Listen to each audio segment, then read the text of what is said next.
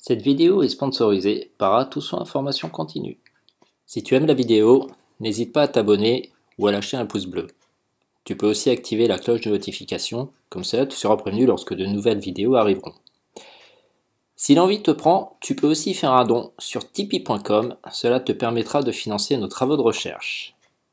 Bonjour à tous et toutes dans cette nouvelle vidéo des 6 astuces. La précédente vidéo, la vidéo numéro 6, nous étions arrêtés sur l'exudat et nous avions vu que l'exudat pouvait être notre ami comme il pouvait être notre ennemi. Dans la gestion de cet exudat, nous allons aujourd'hui nous pencher un petit peu sur la question des outils qui sont à notre disposition pour pouvoir les gérer.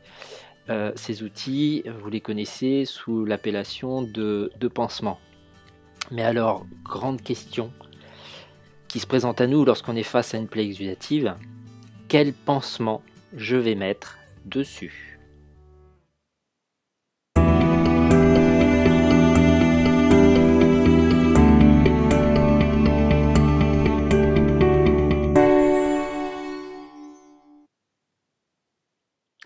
Est-ce que vous êtes déjà posé la question de savoir comment fonctionnait un pansement absorbant?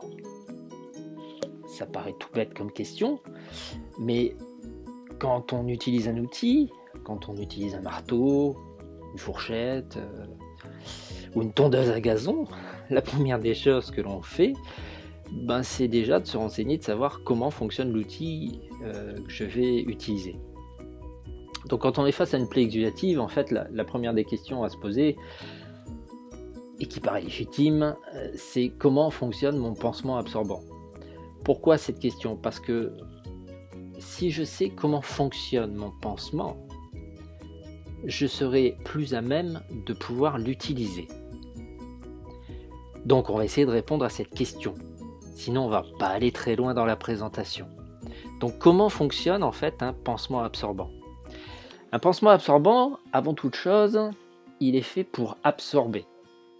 Pourquoi? Parce qu'un pansement absorbant est constitué de différents matériaux qui ont des propriétés d'absorption. Cette propriété d'absorption va permettre de définir ce que l'on appelle le coefficient d'absorption du pansement. Ce coefficient d'absorption du pansement, c'est la capacité qu'a le pansement à absorber en fait des exudats. Ce coefficient d'absorption, en fait, il s'appelle le Ka pour coefficient d'absorption. Vous verrez plus tard dans d'autres vidéos que tous les pansements absorbants n'ont pas tous le même Ka, n'ont pas tous le même pouvoir d'absorption. Il y a des pansements qui ont un petit Ka, qui ont une petite quantité d'absorption, et on a des pansements qui ont à l'inverse un très gros Ka, très grosse capacité d'absorption. Donc ça c'est le premier point quand on est face à un pansement absorbant, c'est de se dire quelle est la capacité qu'a mon pansement à absorber les exudats que j'ai en face. Et c'est fondamental, je vais dire quelque part. Pourquoi? Parce que si je suis face à une petite quantité d'exudats, si ma plaie exude une petite quantité d'exudats, vous doutez bien que je ne vais pas utiliser un pansement qui a un très gros pouvoir d'absorption, parce qu'il va me dessécher ma plaie. S'il dessèche ma plaie, qu'est-ce que ça va faire? Ça va entraîner de l'inflammation. A l'inverse, si j'ai une plaie qui est très exudative, vous doutez bien que je ne vais pas utiliser un pansement qui a un petit Ka. Si la plaie est très exudative, je vais plus privilégier des pansements qui ont un très gros Ka. Pourquoi? Parce que si le pansement n'est pas suffisamment capable d'absorber les exudats, qu'est-ce que ça va faire? Ça va entraîner en fait des phénomènes de macération, ça va laisser l'exudat sur l'île de la plaie, sur les berges, et ça va faire la macération. Et on a vu précédemment que le fibroblast avait horreur de la macération, ça a entraîné des retards de cicatrisation. Donc ça c'est le premier point, la première des questions qu'on se pose quand je suis face à un pansement absorbant. L'autre question qu'on peut se poser et qui serait légitime, c'est de se poser la question de se dire, est-ce que mon pansement a la capacité de garder l'exudat qu'il a absorbé? C'est fondamental. C'est fondamental pourquoi? Parce que mon pansement absorbe, c'est très bien, mais est-ce qu'il est capable, ce pansement, de garder l'exudat au sein de sa structure. Plus généralement, plus communément, on va se poser la question de savoir est-ce qu'il relargue. Le relargage des exudats fera l'objet d'une vidéo à part entière, mais là déjà en introduction on pourra dire quel est le coefficient de relargage Kr de mon pansement. Ça veut dire quoi? Ça veut dire grosso modo, quelle est la capacité que mon pansement a de garder l'exudat au sein de sa structure lorsqu'il est grosso modo soumis à une pression. On verra ça en détail un peu plus tard. Donc c'est le premier point quand on est face à un pansement absorbant, c'est de se poser la question de savoir est-ce qu'il absorbe avec un Ka, est-ce qu'il relargue avec un Kr. C'est très simple. La deuxième des choses que l'on peut se poser sur un pansement absorbant, c'est grosso modo comment circule l'exudat au sein de la matrice de ce pansement. C'est-à-dire, est-ce que mon pansement a une absorption dite latéralisée ou bien une absorption dite verticalisée? L'absorption latéralisée, ça veut dire quoi? Ça veut dire que mon pansement va véhiculer de façon latérale les exudats au sein de sa matrice. C'est-à-dire que l'exudat monte dans le pansement et se diffuse latéralement. Les pansements d'absorption latéralisés, on les surnomme aussi les PAL, pour pansements d'absorption latéralisés. Donc grosso modo, les pansements d'absorption latéralisés sont uniquement faits pour les pansements qui sont en monocouche. Et c'est logique. S'ils sont en monocouche, l'exudat ne pourra suivre qu'un seul trajet, le trajet de la latéralisation. Maintenant, on va parler un peu des pansements dits d'absorption verticalisée. Pour qu'un pansement soit verticalisé, il faut, et c'est impératif, qu'il soit en multicouche.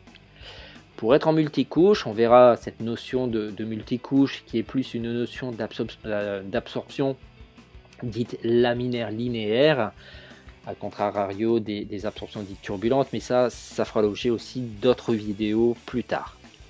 Donc comment ça marche un pansement d'absorption verticalisé en multicouche? Tout simplement, quand j'ai une couche qui est au contact du lit de la plaie, elle va absorber l'exudat.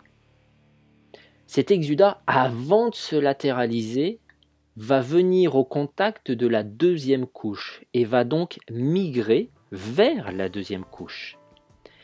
Cette migration va entraîner une circulation de fluide du lit de la plaie vers l'extrémité supérieure de la dernière couche.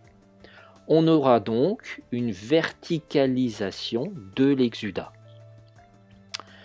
Donc, si je résume bien, au niveau des pansements absorbants, les questions légitimes que l'on peut se poser, c'est de savoir quel est le coefficient d'absorption de mon pansement, quel est le coefficient de relargage, est-ce que mon pansement a une absorption latéralisée, est-ce que mon pansement a une absorption verticalisée. C'est quelque chose, on ne peut pas plus simple. Tout ça obéit à différentes normes et à différentes quantifications. Par exemple, pour les pansements d'absorption latéralisés, le coefficient d'absorption sera aux alentours de 30 grammes par 100 cm² par 24 heures. Pour les pansements d'absorption verticalisés, nous aurons un coefficient d'absorption qui lui est beaucoup plus puissant, qui sera de l'ordre de 16 grammes par 100 cm² par 30 minutes. Ceci est défini par la norme EN 13726, chapitre 3. Alors vous allez me dire, c'est bien joli tout ça, mais au final, c'est quoi les pansements d'absorption latéralisés et c'est quoi les pansements d'absorption verticalisés? Eh bien tout simplement, les pansements d'absorption latéralisés, ce seront tous les hydrocellulaires. Hydrocellulaire d'absorption moyenne, hydrocellulaire d'absorption importante, hydrocellulaire super absorbant. Les pansements d'absorption verticalisés, ce seront tous les pansements de fibres à haut pouvoir d'absorption ou bien les alginates. Voilà cette première vidéo qui sera le début d'une très longue série de vidéos sur les pansements absorbants, car il y a énormément de choses à découvrir dans l'univers des pansements absorbants, mais quelque part ça en vaut la peine, car c'est au travers de cette réflexion-là que l'on va optimiser la cicatrisation. Voilà pour cette vidéo-là. Et dans l'attente, pensez différent.